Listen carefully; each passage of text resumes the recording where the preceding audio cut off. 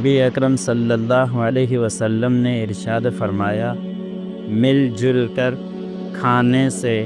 ایک شخص کا کھانا 2 کے لیے، اور 2 کا 4 کے لیے، اور 4 کا 8 کے لیے کافی ہو جاتا ہے۔ حضرت انس رضی اللہ تعالی عنہ بیان کرتے ہیں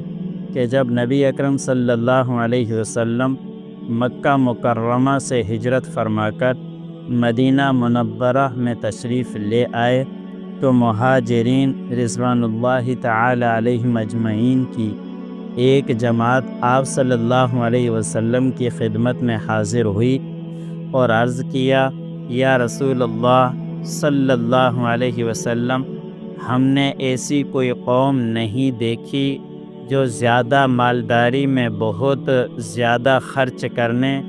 اور کم مالداری میں بہت مدد کرنے میں اس قوم سے بہتر ہو جس میں ہم آ کر اترے ہیں۔ انہوں نے انصار رضوان اللہ تعالی علیہم اجمعین نے ہمیں محنت سے فارغ کر دیا اور تمام تر نفع میں ہمیں شریک کر لیا ہے۔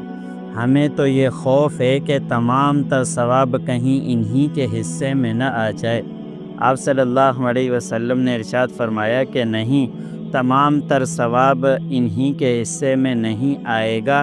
جب تک کہ تم ان کے لیے اللہ تعالیٰ سے دعا کرتے رہو گے اور ان کی تعریف یعنی شکرانہ نعمت کرتے رہو گے تو تمہیں بھی اجر ملے گا۔ اللہ عمل کرنے